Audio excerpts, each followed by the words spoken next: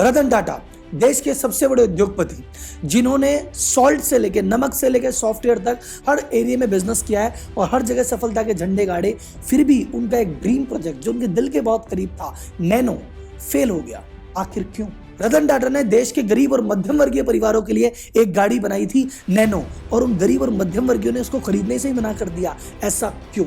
Nano का estimation था कि हर साल मिनिमम 3 लाख से ज्यादा गाड़ियां बिकेगी, पर अपने पूरे जीवन काल में 8 से 10 साल के पीरियड में भी नैनो की टोटल 3 लाख गाड़ियां भी नहीं बिक पाई।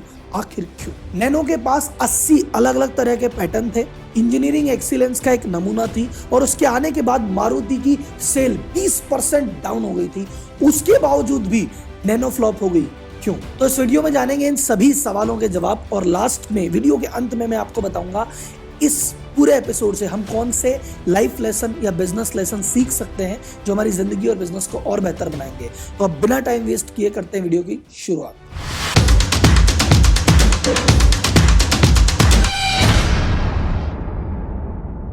तो फेलियर जानने से पहले जानते हैं आखिर टाटा नैनो का आइडिया रतन टाटा जी को आया कैसे। रतन टाटा जी, हम जानते हैं, हमेशा दूसरों के प्रति चिंतित रहते हैं। तो एक बार वे कहीं जा रहे थे और उन्होंने देखा कि जब भी मैं ट्रैवल करता हूं तो मैं देखता हूं कि इंडिया में बहुत सारे लोग बाइक से ट्रैवल करते हैं। तो एक बंदा बैठा है, उसके पीछे उसकी वाइफ बैठी है, बीच में एक बच्चा सैंडविच बना हुआ है, एक बच्चा गोदी में बैठा रखा है, और ऐसी जगह जहाँ रोड पे बहुत सारे खड्डे होते हैं, जगह जगह पानी होता है, गाड़ी स्लिप हो सकती है। तो रतन टाटा ने सोचा कि इनके लिए क्या ऐसा उपाय किया जाए कि ताकि इनकी जिंदगी थोड़ी बेटर हो जाए। तो रतन टाटा के बारे में आपको शायद कम लोगों को पता होगा कि ये आर्किटेक्चर के स्टूडेंट रहे, इन्होंने पढ़ाई की है आर्किटेक्चर की। तो इन्होंने कहा कि यार ये चीज़ है, मैं कुछ डूडल कागज पे बैठ के कोई डिज़ाइन बना था कि कुछ ऐसी डिज़ाइन बने जिससे ये लोग सेव रहे। और वो डिज़ाइन बनते बनते कुछ ऐसी डिज़ाइन बन गई कि नहीं भैया, बाइक में तो ऐसा कोई सोल्यूशन नहीं है, बनानी तो कार ही पड़ेगी। तो मैं एक ऐसी कार बनाना चाहता हूँ कि ये जो लोग अनसेफ घूम रहे हैं, जिनकी जिंदगी खतरे में है और ये बाइक पे घूम रहे हैं, ये भी कार का सुख भी ले सके और सेफ भी रह सके। इस विचार के साथ नैनो की शुरुआत हुई थी। टाटा नैनो बनाने की शुरुआत कैसे हुई? तो उन्होंने कहा कि भैया, अगर हमें सबसे सस्ती कार बनानी है, तो रतन टाटा ने प्रॉमिस किया कि मैं 1 लाख में कार लॉन्च करूंगा। अब प्रॉमिस उन्होंने कर दिया, 1 लाख में कार लॉन्च करनी है। इंजीनियर्स को बोला भैया सबसे सस्ती होनी चाहिए। तो इंजीनियर्स ने बहुत सारे चेंजेस किए। तो जैसे अगर आप देखेंगे तो टाटा नैनो में और टायर्स में आप देखेंगे तो 4 स्क्रू होते हैं टाइट करने के, टाटा नैनो में 3 ही है। थोड़ा पैसा बचाया। उन्होंने कहा कि भैया ऐसा है कि गाड़ी का स्टील बहुत ज्यादा लगता है, इसलिए गाड़ी महंगी होती है, इसमें स्टील का उपयोग बहुत कम से कम किया गया ताकि भैया गाड़ी थोड़ी सस्ती बने। जो रियर व्यू मिरर होता है, ड्राइवर साइड में तो था, पर जो को पैसेंजर साइड है उस साइड से वहां हटा दिया कि चलो थोड़े पैसे तो बचे। जो वाइपर था, नॉर्मल गाड़ियों में 2 वाइपर होते हैं, नैनो ने कहा यार 1 ही वाइपर करते हैं, थोड़ा पैसा यहाँ बचे। तो जहां जहां भी पॉसिबिलिटी थी, पेट्रोल की टंकी में जहां पेट्रोल भरते हैं वहां पे जो अपना कवर होता है वो कवर हटा दिया, बोले यार यहाँ से थोड़े पैसे बचे। तो जहां थोड़ा थोड़ा थोड़ा थोड़ा बच सकता था, बहुत सारे डिजाइन में चेंज किए, बहुत सारे टेक्नोलॉजी में चेंज किए। इसके चक्कर में टाटा नैनो के पास लगभग 80 के आसपास पेटेंट थे, इंजीनियरिंग और डिजाइन पैटर्न, जो कि गिनीज वर्ल्ड रिकॉर्ड है एक कार के पास इतने पेटेंट होने का। तो एक तरह से देखा जाए तो ऑपरेशनल एक्सीलेंस का नमूना थी बड़ी बड़ी कार निर्माता कंपनियां, जिन्होंने कार की शुरुआत की थी। फोर्ड, बड़ी बड़ी कंपनियां हतप्रभ थी कि भैया आखिर ऐसे कैसे हो सकता है।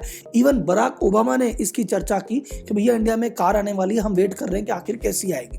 तो पूरे देश की निगाहें, पूरे विश्व की निगाहें इस पर टिकी हुई थी। तो ये ऐसी कार थी जिसमें 80 से ज्यादा पेटेंट थे। तो देखा जाए तो इंजीनियरिंग की और डिजाइन की दुनिया का एक तरह का बहुत बढ़िया नमूना आपके सामने पेश हो गया था, और ये सब हो रहा था बहुत सस्ते में। इंपॉर्टेंट बात याद रखना, इसी पे अपनी वीडियो के मैं आगे जाके आगे बढ़ूंगा कि दुनिया की सबसे सस्ती कार आने वाली है भैया, 1 लाख रुपए में कार आने वाली है। अमेरिकन कह रहे थे कि यार ये कौन आदमी है जो $1300 में कार लेके आ रहा है।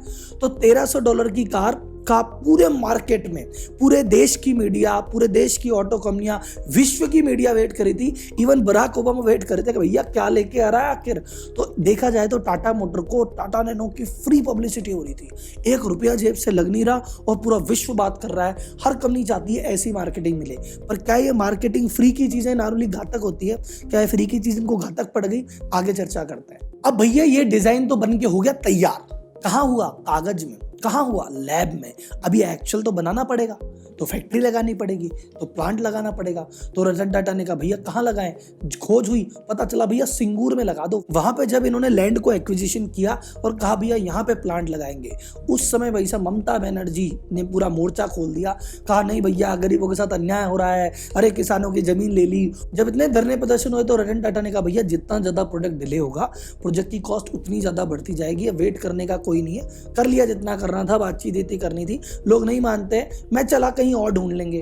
वो कहीं और जब ढूंढ रहे हैं तो हमारे जो मित्रों हैं नरेंद्र मोदी जी, गुजरात के मुख्यमंत्री, उन्होंने कहा आपका गुजरात पे स्वागत है, हमारे यहाँ पे जगह है साणंद, आइए यहाँ पे आपको जमीन दे देंगे, अप्रूवल दे देंगे, जो मांगोगे वो दे देंगे, आप तो प्लांट यहाँ पे लगाओ। रतन टाटा ने कहा भैया जहाँ सुविधा मिलेगी वहां चलेंगे। तो टाटा नैनो का प्लांट सिंगूर से शिफ्ट हो गया साणंद में।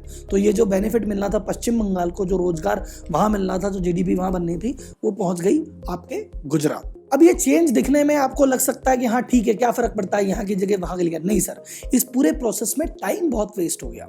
जो चीज मार्केट में हाइप बनी हुई थी, गाड़ी आने वाली है, 1 साल का लगभग टाइम इसमें लग गया। सिंगूर में प्लानिंग करने में, विरोध प्रदर्शन में, मनाने में, फिर उसके बाद वो सारी चीजें वहां पे शिफ्ट करने में 1 साल हो गया। दूसरा, गुजरात में कंपैरेटिवली बंगाल की तुलना में जब गुजरात में आए, कुछ चीजें में इनको महंगी भी पड़ी।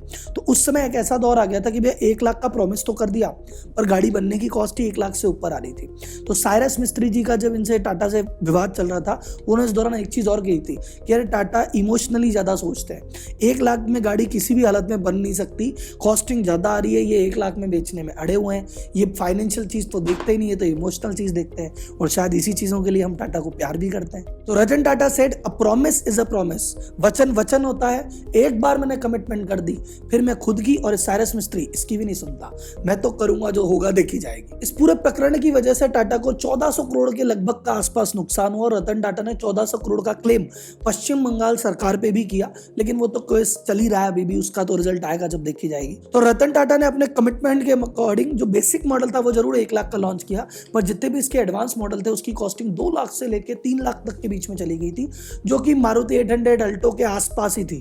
तो ये बहुत बड़ा जो कॉम्पिटिटिव एडवांटेज आपको मिलना था कि हमारी सस्ती कार है, वो एडवांटेज रहा ही नहीं। जनता बोली अच्छा ठीक है, नैनो मिल रही है 3 में, 3.5 में ये मिल रही है, चलो ये ले लेते हैं, 50-60 हजार का ही तो फर्क है। तो आप सोचिए, जब आप कोई पर्टिकुलर जगह सोच के प्लान करते हैं तो आपका लॉजिस्टिक, आपकी लेबर, आपकी कॉस्ट, आपका नेटवर्क, सब आपने उस हिसाब से प्लान किया था। 6 से 12 महीने का बहुमूल्य समय लगाया था, अब वो समय दोबारा लगाना है। और किसी भी प्रोजेक्ट में आप जानते हैं, चाहे रियल एस्टेट का प्रोजेक्ट हो या कोई प्रोडक्ट लॉन्च हो, अगर वो 1 साल से ज्यादा उसमें टाइम लग जाए तो पहली बात कॉस्टिंग भी बढ़ जाती है, दूसरा उसका क्रेज भी खत्म हो जाता है। जो उस समय क्रेज था, अरे भाई साहब आ रही है, अब आई, वो कहते नहीं भैया 1 साल बाद आएगी। वो जो फ्री हाइप थी, पब्लिसिटी थी, वो धीरे धीरे कम होती गई, इधर कॉस्टिंग हायर हो गई। अब मोदी जी आए सीन में, मोदी जी ने कहा भैया टाटा जी काहे परेशान हो रहे हो, गुजरात चलो, साणंद जगह है, वहां पे जमीन देता हूँ, अप्रूवल देता हूँ, जो बोलोगे वो देता हूँ। तो मोदी जी ने चीजें सारी दी, और कंपेयर टू पश्चिम बंगाल वहां पे थोड़ी लेबर भी महंगी है, 4 खर्चे और भी ज्यादा है, और प्लानिंग हर जीरो से ड्रॉ करनी पड़ी। उसके चक्कर में रतन टाटा ग्रुप को टोटल 1400 करोड़ के आसपास का नुकसान हुआ, जिसकी भरपाई के लिए उन्होंने पश्चिम बंगाल सरकार पे बकायदा क्लेम भी कर रखा है, कंपनसेशन भी मांग रखा है। वो मामला कोर्ट में विचाराधीन है, पता नहीं उनको मिलेगा कि नहीं मिलेगा, बट हाँ ये एस्टिमेशन है कि 1400 करोड़ के आसपास का नुकसान टोटल इस शिफ्टिंग के चक्कर में उनको हुआ, और 1 साल की कॉस्टिंग जो शायद नैनो को भारी पड़ गई। अब प्रोडक्शन हो गया चालू, लेकिन भैया लेट हो चुके हैं, कॉस्टिंग बढ़ चुकी है। अब 1 लाख का प्रॉमिस कर दिया था, लेकिन 1 लाख में तो गाड़ी बनी नहीं रही, गाड़ी तो बन रही है महंगी। तो रतन टाटा को कहा कि भैया 1 लाख बोल दिया तो मुंह से बोलने में क्या होता है, 1 लाख महंगी बन रही है, तुम 1.5 में बेच दो, 2 में बेच दो। रतन टाटा बोले नहीं, अ प्रॉमिस इज अ प्रॉमिस, एक बार मैंने कमिटमेंट कर दी, फिर मैं खुद की भी नहीं सुनता। और साइरस मिस्त्री ने इसके लिए इनको क्रिटिसाइज भी किया कि यार ये हर डिसीजन इमोशनल बेसिस पे ले लेते हैं, फाइनेंशियल प्रॉफिट की तो बात ही नहीं करते, दिमाग की बात नहीं करते, तो दिल की बात करते हैं। अरे साइरस जी, इसीलिए तो हम टाटा को प्यार करते हैं, ये बात ही दिल की करते हैं, प्रॉफिट से मतलब नहीं है, जबान की वैल्यू है। नैनो का लॉन्च किया गया भैया, अब प्राइसिंग की बात आई, कितने पैसे रखने, तो कमिटमेंट के चक्कर में जो बेस मॉडल था उसकी प्राइसिंग तो 1 लाख रखी गई ताकि टाटा जी की बात रह गई, पर उस प्रोडक्ट वो इतना बेसिक मॉडल था कि वहां पे कुछ था ही नहीं। तो जो एक्चुअल में जिसने गाड़ी खरीदना चाहता था, जो बेसिक फीचर चाहता था, वो शुरू हो रहे थे 1.5 लाख, 1.25 लाख में, और इवेंचुअली आगे बढ़ते बढ़ते ये गाड़ी में के कई फीचर जोड़ते हैं, जब अपग्रेडेड वर्जन पे जा रहे हैं तो ये वर्जन पहुंच गए थे 2 लाख से 3-3.25 लाख तक की रेंज में। तो जब आप सोचिए जिस गाड़ी में आपको प्रॉमिस हो कि यार 1 लाख में गाड़ी मिलेगी, और जब आप खरीदने जाओ और पता चले भैया अच्छा 1 लाख में तो ये डब्बा ही है, तुम अगर ये फीचर लोगे, ये लोगे तो 1.5 का है, तो 2.25 का है, तो 2.5 का है। तो जो बेसिक प्रॉमिस था, वो जो बेसिक कमिटमेंट था, वही थोड़ा सा वहां पे खराब हो गया। तो ये भी एक बहुत बड़ा कारण रहा। सेकेंड पॉइंट है इसका प्रोडक्ट से कंपेरिजन। देखो नैनो अगर 1 लाख में आती तो इसके आसपास कोई भी गाड़ी नहीं थी और नैनो का जीतन होनी तय थी।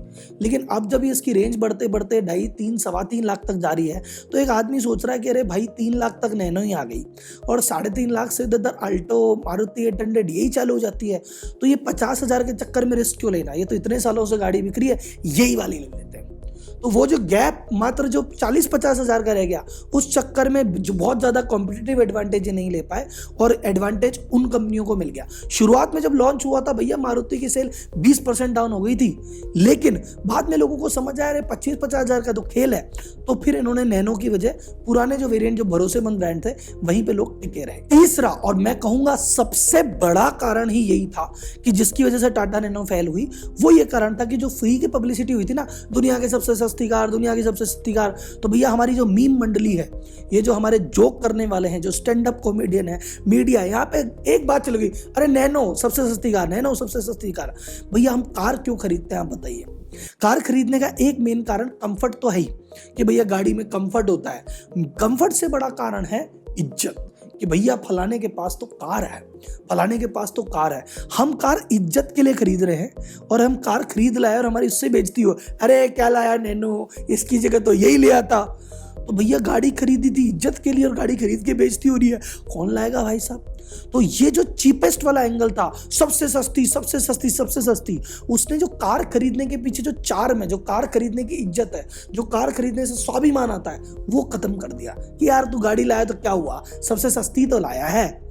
चौथे पॉइंट की बात करते हैं कि देखो विजन करेक्शन में क्या हुआ। चौथे पॉइंट सबसे इंपॉर्टेंट पॉइंट क्या हुआ, रतन टाटा जी का बेसिक विजन क्या था कि इतने 2 व्हीलर चल रहे हैं, ये 50-60 हजार तो वैसे ही खर्च कर रहे हैं, इनको अगर मैं 1 लाख में कार का ऑप्शन दे दूं तो 30-40 हजार रुपए बढ़ा के ये जितने भी 2 व्हीलर हैं ये 4 व्हीलर पे आ जाएंगे, शिफ्ट हो जाएंगे। इस माइंडसेट से कार बनी थी।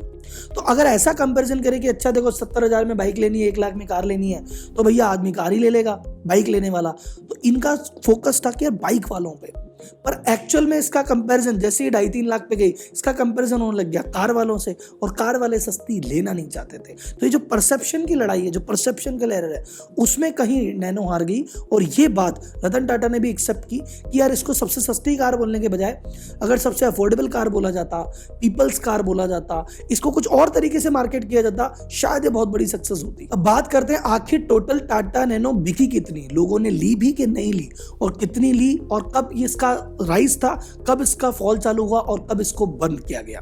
तो सन 2009-10 में जब ये लॉन्च हुई थी तो पहले साल लगभग 30,000 लोगों ने नैनो खरीदी। अगले साल इसको डबल से भी ज्यादा का जंप मिला और ये नंबर 30,000 से सीधा पहुंच गया 70,432। पर उसके बाद जो मैंने कहा ये नेगेटिव पब्लिसिटी, दुनिया की सबसे सस्ती कार और ये जो स्वाभिमान वाली बातें होने लगी, तो उसके बाद इसकी सेल थोड़ी सी रुकी। ये अपने पीक पे हाईएस्ट गई 74,527 तक। उसके बाद आप देख सकते हैं सीधा डिक्लाइन था, सीधे 53,000, 21,000, 16,000, 7,000, और फिर इसका डिसीजन लिया कि भैया इसको बंद किया जाए। और लास्ट साल जब इसको बंद किया गया उस साल 1502 नैनो बिकी। तो टोटल 2,75,932 नैनो पूरे करियर में बिकी है। अब आते हैं वीडियो के सबसे इंपॉर्टेंट पार्ट पे, जिसमें अपन देखेंगे कि इस पूरी कहानी से हम हमारे जीवन में और बिजनेस में क्या सीख सकते हैं। पहला लेसन, इमोशनल होकर डिसीजन मत लो सर। ये इस पूरे प्रोजेक्ट के फेल होने का एक कारण है कि रतन टाटा जी इमोशनल हो गए कि भैया ये गाड़ी तो मुझे बनानी ही बनानी है। तो इसमें घाटे का बहुत बड़ा कारण है, क्योंकि जब आप कमिटमेंट करते हो तो परिस्थितियां कुछ और होती है, और जब परिस्थितियां चेंज हो जाती है तो आप अपने कमिटमेंट को थोड़ा सा चेंज कर सकते हो। देखो वो रतन टाटा है, उनकी हम बातें भी करते हैं, उनका हम सम्मान भी करते हैं, और उन्होंने 1,000-2,000 करोड़ का नुकसान भी कर लिया तो कोई फर्क नहीं पड़ता। पर हम जैसे लोग हमारे जीवन में अगर ये थोड़ा ऊपर नीचे करेंगे, अगर बिजनेस में हमने कमिटमेंट की बात कर दी कि नहीं भैया जो मैंने रेट कह दी भाई वही लगेगी, तो बाद में फिर कोई दिक्कत हो सकती है। सेकेंड लर्निंग यह है कि जब भी आप बिजनेस में कोई चीज बेच रहे हैं या फिर अपने लाइफ में किसी व्यक्ति से डील कर रहे हैं, आप ये सोचो वो चाहता क्या है। कि भैया आदमी गाड़ी खरीद रहा है तो क्या चाहता है, इज्जत सम्मान की है, गाड़ी ली है मैंने। आपने उस चीज को समझा ही नहीं कि यार वो गाड़ी कंफर्ट के लिए नहीं खरीद रहा, वो इज्जत के लिए खरीद रहा है। आपको लगा कंफर्ट के लिए खरीद रहा है तो मैं कम पैसे में दे रहा हूं ना कंफर्ट, क्या दिक्कत है? वो इज्जत वाले एंगल को मिस कर दिया। जहां पे मोस्ट अफोर्डेबल मोस्ट बेस्ट गाड़ी बोलनी थी, वहां चीपेस्ट गाड़ी बोल दी, सस्ती गाड़ी बोल दी। अब गाड़ी कोई सस्ती चीपेस्ट लेता है क्या? ये दिखावे वाली चीज है, दिखावे में क्या सस्ता। And third most important point, ये गलती क्यों हुई? क्योंकि हमने जो फ्री मार्केटिंग हो रही थी उसको होने दी थी।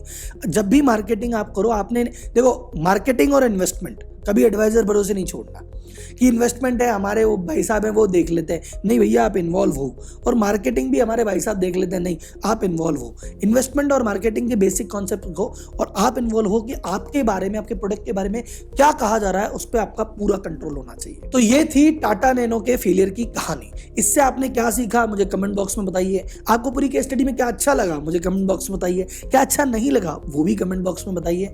अगला वीडियो किस टॉपिक पे बनाना है मुझे कमेंट बॉक्स में बताइए, मैं उस पर रिसर्च करता हूँ और आपके लिए नई नई केस स्टडी, नई नई चीजें लेके आता हूँ। मिलते हैं अगली वीडियो में, तब तक के लिए धन्यवाद। जय हिंद।